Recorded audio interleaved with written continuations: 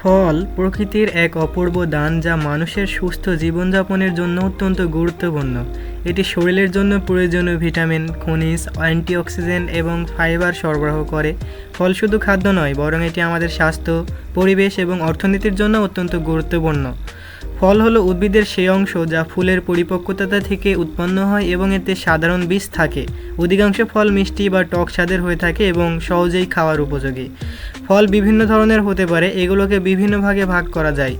মৌসুমী ফল, যেসব ফল নির্দিষ্ট ঋতুতে পাওয়া যায় তাদের মৌসুমী ফল বলা হয়, যেমন গ্রীষ্মকালীন ফল, শীতকালীন ফল, বর্ষাকালীন ফল। আবার কিছু ফল রয়েছে যেগুলোকে 12 মাসই পাওয়া যায়।